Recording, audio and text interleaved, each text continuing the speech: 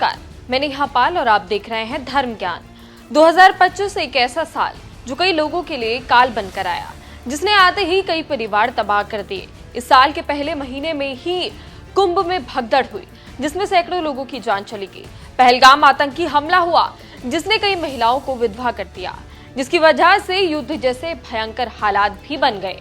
Corona virus का दोबारा से कमबैक हुआ।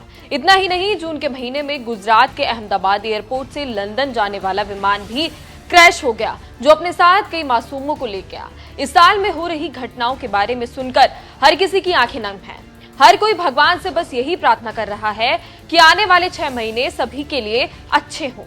लेकिन अब ऐसे में सवाल उठता है कि क्या वाकई आने वाले 6 महीने विश्व शांति लेकर आएंगे या फिर कोई नई तबाही समय का इंतजार कर रही है। चलिए ज्योतिषी गणनाओं के आधार पर आपको भी बताते हैं कि आने वाले 6 महीने कैसे हैं, किस तरफ इशारा कर रहे हैं। तो जानने के लिए बने रहें हमारे साथ और देखिए इस पर हमारी खास रिपोर्ट।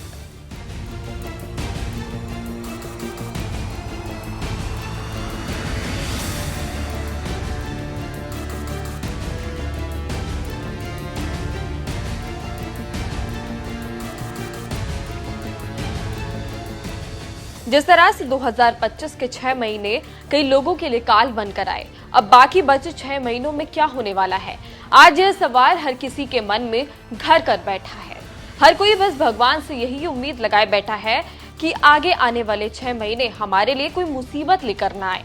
लेकिन ज्योतिषी गणनाओं के आधार पर आने वाले 6 महीनों में बड़े ग्रहों का वक्रीय होना, अतिचारी होना, कुछ ग्रहों का राशि परिवर्तन देश दुनिया में बड़े बदलाव लेकर आएगा।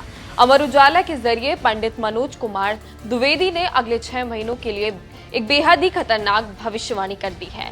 इनका मानना है कि इस वर्ष की शुरुआत में ही कई बड़े ग्रह गोचर करेंगे, जैसे कि देव गुरु बृहस्पति ने वृषभ राशि में, न्यायाधीश शनि ने अपनी ही कुंभ राशि में, राहु और केतु ने मीन और कन्या राशि में गोचर किया।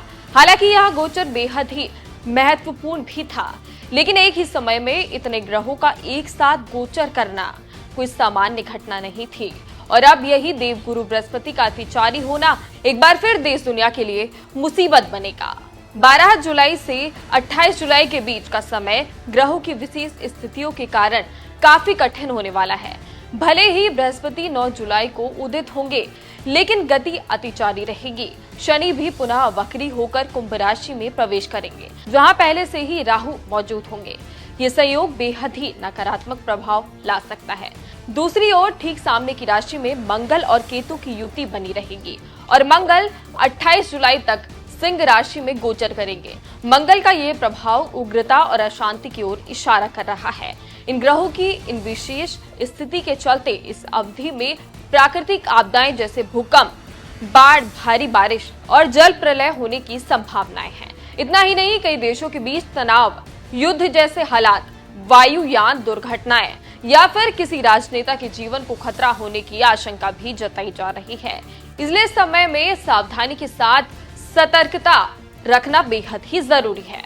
इतना ही नहीं, आइए जानते हैं और क्या क्या होने वाला है इन बाकी बचे 6 महीनों में।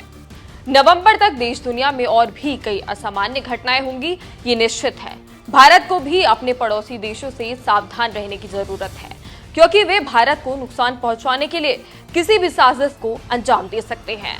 ग्रहों की चाल परिवर्तन का हमारे जीवन पर कितना प्रभाव पड़ता है, आप इस बात का अंदाजा इसी बात से लगा सकते हैं कि जब 29 मार्च को मीन राशि में षट ग्रही योग बना था, तब उसके महज कुछ ही दिन बाद पहलगाम में ऐसा हमला हुआ जिसने सभी को हिलाकर रख दिया। आतंकियों ने कश्मीर में घुसकर हमारे ही हिंदू भाइयों को गोली मारकर हत्या कर दी।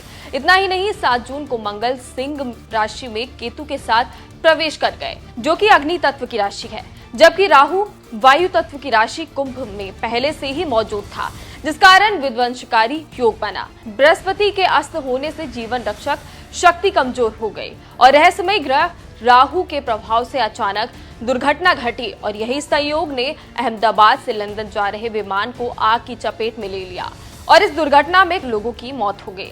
बहरहाल सावधानी रखिए, भगवान पर विश्वास रखिए, सब अच्छा होगा। वहीं इस खबर पर आपका क्या कहना है, अपनी राय हमें कमेंट कर जरूर बताएं।